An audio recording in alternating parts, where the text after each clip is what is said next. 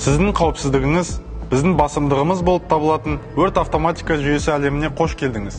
Бүгін біз осы маңызды жүйенің тұрғын үй кешендеріндегі жұмыс принципі туралы айтамыз. Тұрғын үй кешендеріндегі автоматты өрт дабылы өртті анықтауға және оның таралуын болдырмауға арналған интеллектуалды жүйе. Сізге оның қалай жұмыс істейтінін түсіндіруге рұқсат етіңіз. Жүйе ғимараттың әртүрлі бөліктеріне орналастырылған түтін және жылу датчиктерден тұрады. Датчиктер ауаны түтінге немесе температураның жоғарылауына үздіксіз бақылайды. Бұл өртті анықтауға әсер етеді. Датчиктер өрт белгілерін анықтаған кезде ақпаратты бірден өрт дабылын басқару тақтасына жібереді.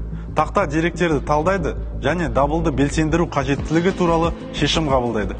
Дабыл іске қосылған кезде жүйе тұрғындарды өрт туралы дереу ескертеді.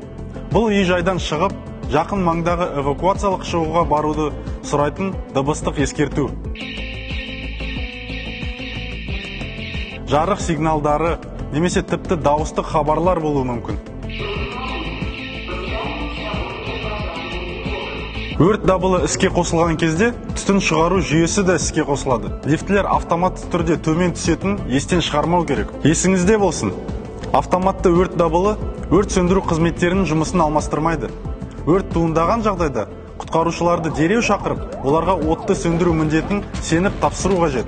Тұрғын үй кешендеріндегі өрт автоматикасы жүйесі біздің үйлеріміз бен өмірімізді қорғайды және оның өнімділігі маңызды.